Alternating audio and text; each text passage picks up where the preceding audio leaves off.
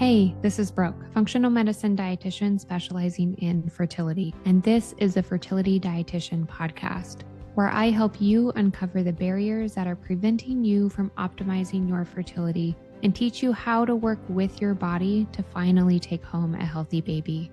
Each week, I will be diving into different topics on fertility and sharing my perspective on physiology, metabolic health, nutrition, and lifestyle approaches that have helped hundreds of couples get pregnant even after years of heartache.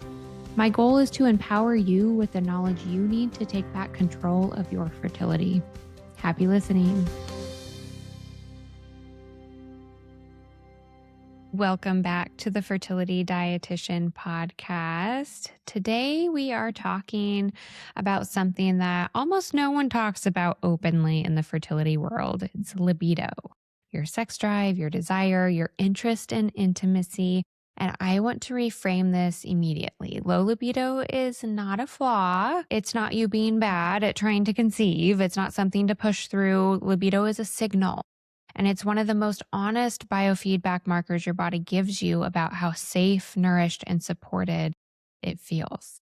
And when we are trying to conceive, that signal really matters because your body was designed to want reproduction when conditions are favorable. If desire is quiet, it's not random. It's information that we need to listen to. Your body always prioritizes survival over reproduction. Okay. So if your nervous system perceives stress, if calories are inconsistent, if sleep is disrupted, if inflammation is high, or if you don't feel emotionally connected or supported, your body downregulates non-essential systems, and reproduction is considered non-essential in times of stress. So libido softens, not because you're broken, but because your body is protective. All right. So your libido or your sex drive reflects nervous system regulation, hormone balance, energy availability, nutrient sufficiency, and relationship safety. It's your body asking, is this a good time to create life? The hormones that drive libido and why. This can help you learn more about this signal. So let's talk about physiology. Libido is influenced by estrogen, testosterone, dopamine, and oxytocin.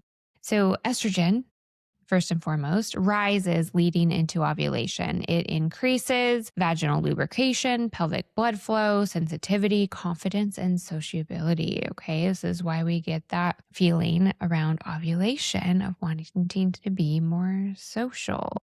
This is strategic. Estrogen's designed to make you feel more magnetic and open during your fertile window. And testosterone, yes, women need it too. Women produce testosterone from the ovaries and the adrenal glands, and testosterone supports sexual desire, motivation, and initiation. In women, many women, testosterone peaks right before ovulation. That's not an accident. It's actually involved in egg quality as well. And your body increases desire when conception is most likely. So if libido is completely flat during your fertile window, that's valuable data about hormone balance and metabolic support. Dopamine is also an important one to pay attention to. Dopamine actually fuels anticipation and drive. Things like chronic stress or under eating or poor sleep, even blood sugar crashes, blunt dopamine signaling. When there's no dopamine, there's no drive. Oxytocin is also an important hormone. It is actually your bonding hormone. It rises with touch and eye contact, with emotional connection and feeling safe. You cannot separate libido from relationship health, all right? If you don't feel emotionally supported or safe, desire won't rise easily. And that's not dysfunction, that's wisdom, your body's wisdom.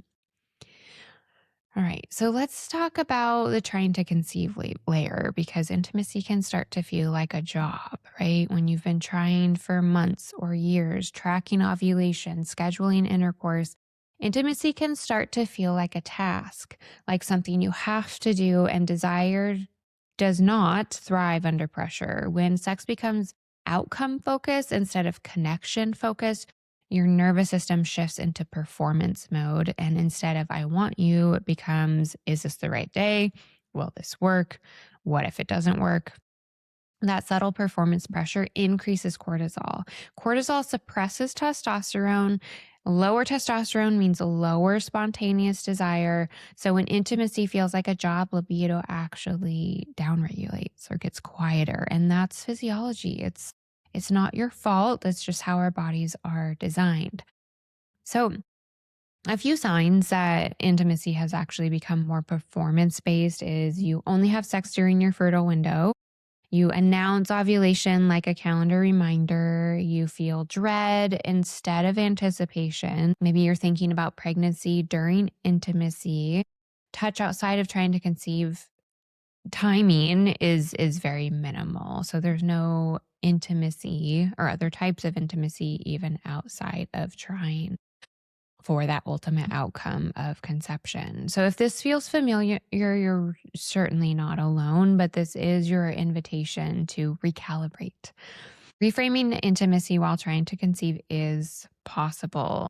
It has to be intentional, and ideally, you're doing it together. So we're not throwing strategy out the window. We're restoring connection. Separate connection from conception. Okay. This can be hard, but having physical intimacy that is not about pregnancy is so important for your relationship. No tracking, no pressure, no ovulation math, just connection.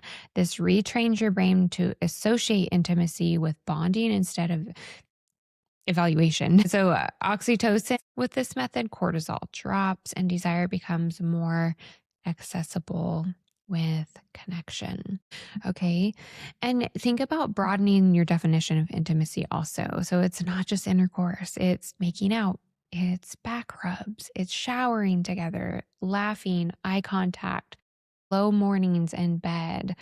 Okay. There's definitely something to the 6-second kiss or the 9-second kiss in the morning. Okay. We are all living busy lives and have different types of stressors in our lives, but taking seconds to connect can absolutely make a difference in intimacy overall in your relationship, but also libido and what's happening with that connection between you two. When touch exists outside of the performance, libido has space to return again.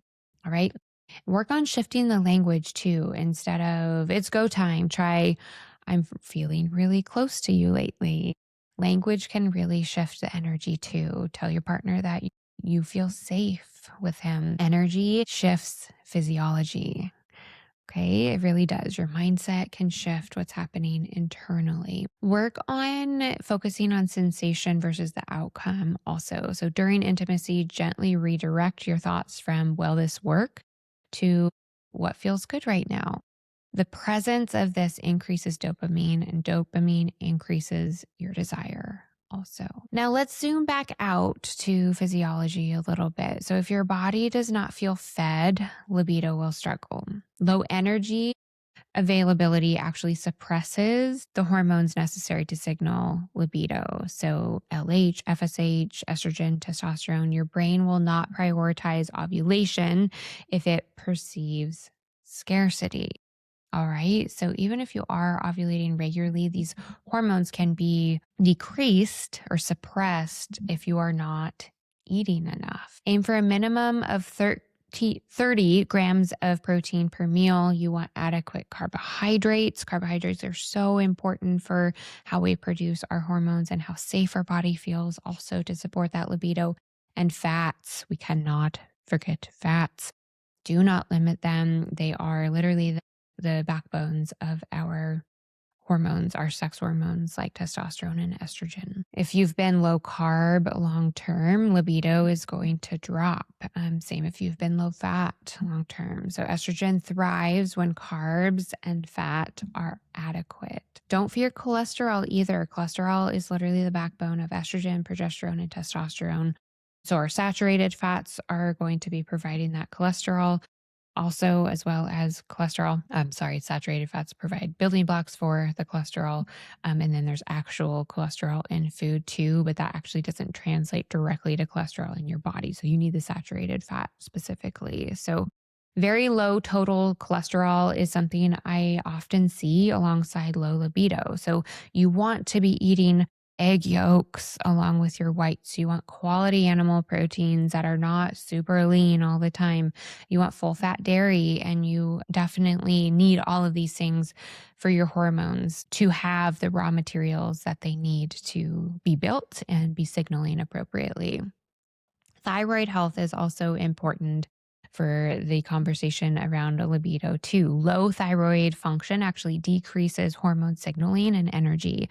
So if you're cold a lot of the time, or you have cold hands or feet, if you're constipated, losing hair, if you're feeling exhausted all the time, and your libido is gone, thyroid really deserves a look, a deeper look, a full thyroid panel, because on paper we can see like normal TSH, which is actually not even a thyroid hormone. It's how the pituitary gland is speaking to or signaling the thyroid. We want to see free T4, free T3, what's happening with thyroid antibodies also. And remember, TSH should actually be below 2.5 for women in their reproductive years. Okay, so most lab ranges are saying it's totally fine up to 4.5, which is not evidence-based at all. All right, sleep is also something that we need to pay attention to. Sleep deprivation lowers testosterone and elevates cortisol.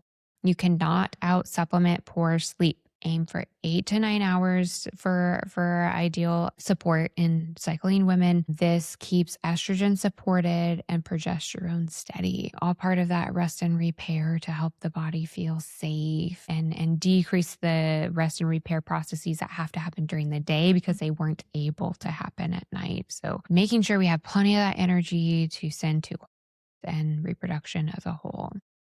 Blood sugar stability is also important when we're thinking about libido. So blood sugar crashes actually blunt dopamine and increase stress hormones.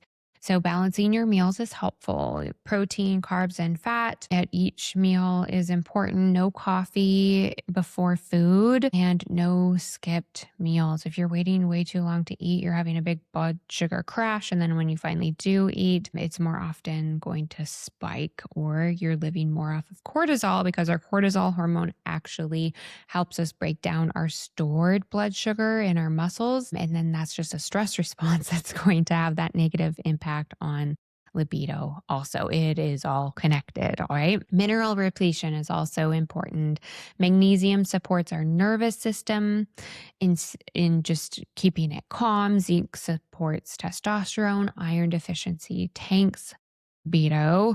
And if you are having a ferritin under 50, that definitely matters. Okay. So getting your ferritin checked is also helpful for learning about what else might be happening if you are already focusing on these other pieces. Then there is an emotional safety layer. When we are finding our libido drop, sometimes it's not because of hormones at all. Sometimes it's because hope feels very vulnerable. When you've been trying to conceive for a long time, you can create grief inside of intimacy. And each cycle that doesn't work can create subtle withdrawal. So your body may be protecting your heart also. That's intelligence, it's not dysfunction. But rebuilding desire may require compassion and communication and emotional reconnection with yourself as well as with your partner, not just a lab workup. Okay. New questions to ask yourself instead of how do I force myself to have more desire? Ask, what would help my body feel safer? What would help my body feel more fed, more rested, more supported, more loved? Libido is not something you chase. It emerges when the environment is supportive of it. If desire rises naturally during ovulation, it's a beautiful sign. It means that estrogen's rising, testosterone's available, your brain to ovary connection is working.